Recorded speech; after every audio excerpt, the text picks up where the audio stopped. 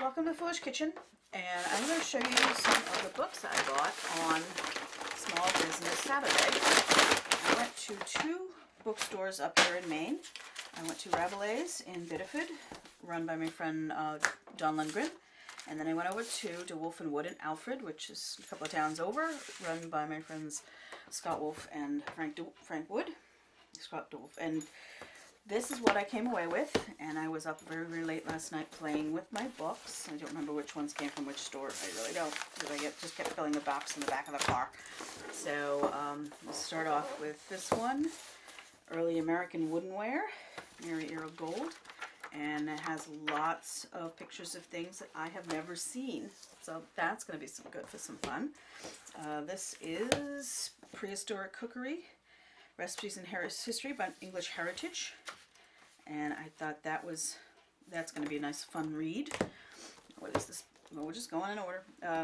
I Couldn't Cook Either, Kenyon Good, UK cookbook, 1958, and it has these little essay style recipes and instructions.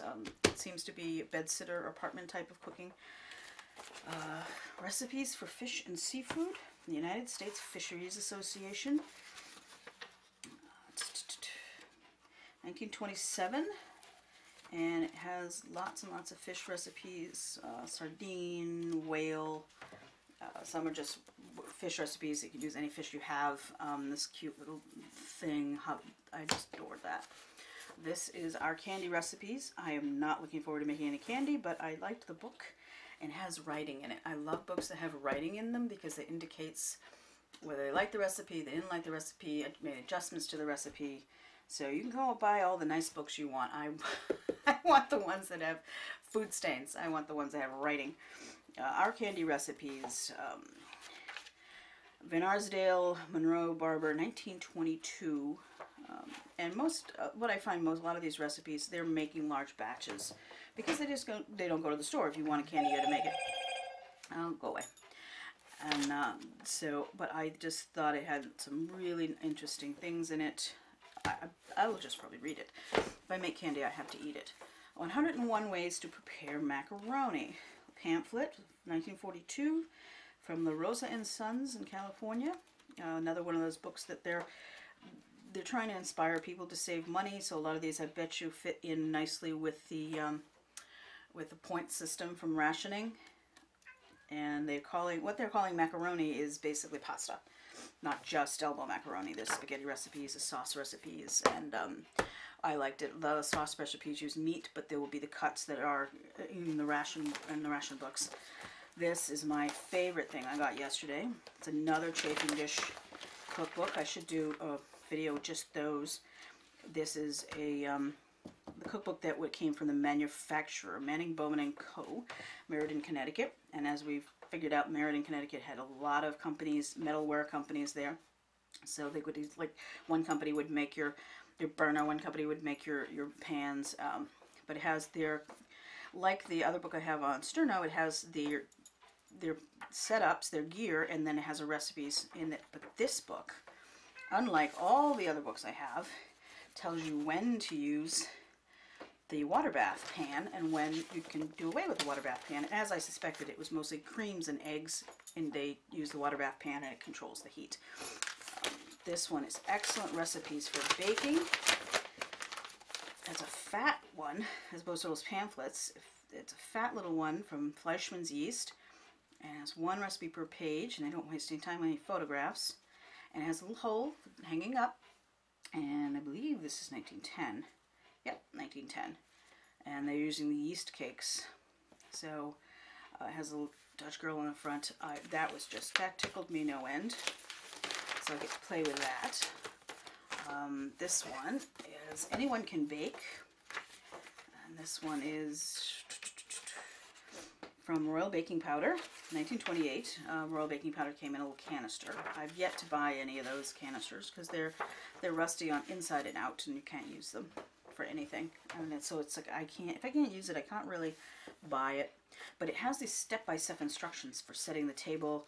It has step-by-step instructions for the cooking steps, And all the pictures have Pyrex and other bowls and things in them that we're familiar with. So I got excited about that one. This one is Golden Rule Foods, the Golden Rule Way, Citizens Wholesale Supply Company, Columbus, Ohio. It's another local brand from Ohio. I've never seen Golden Rule or never heard about it. It has some Ida Bailey Allen introduction and poetry, and your typical recipes that you're going to see. But since they produce a whole line of products, it's not singular to one thing, but they have Golden Rule soda, Golden Rule baking powder, Golden Rule ginger, cinnamon. It's like the AMP. They had lots of house brands. So these are just general recipes using their house brands, nothing specific. So they're fully translatable. But the price was good. It looked great. I mean, I think I paid, nothing here was more than, they were $5 to $8, and I think there was one or two $20 things that I got a discount on. And let's see, this one is in little, look at that. You got to look at everything on the shelf because this has no appearance whatsoever. It's just a thing. It's just a brick. But it says, instructions to wherever salesman. Yeah, this is the one that was more expensive than the rest. 1922, Aluminum Utensil Company, wherever. And history of the company. What? Table of contents, how the aluminum is made, what your commission, how they sold it. Maybe it was door to door. And it had lots of instructions. It's sewn together, but it's coming apart. I haven't really stepped through this, but every piece that they sell is in here. And then there's usage, there's question and answers, what questions you might get from your clientele. Oh, there's an envelope with the name of the salesman.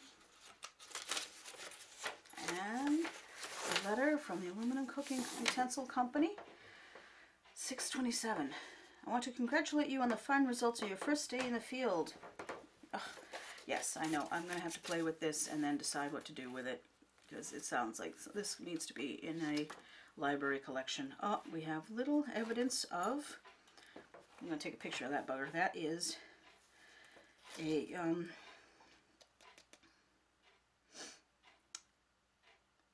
silverfish. There's some silverfish damage, but this came out of the basement. This was not from either one of those stores. I think that this was in a box lot that they acquired, and I was digging through. So this is some silverfish damage, but that silverfish has been dead probably 30 years. Just there are a few pages, but you gotta dig through all the boxes. You gotta look in every corner to find the really good stuff. So this I'm going to be reading cover to cover. The rest of these things I'm going to be playing with. I'm not sure if what I'm gonna cook, but that was what I did with my Saturday.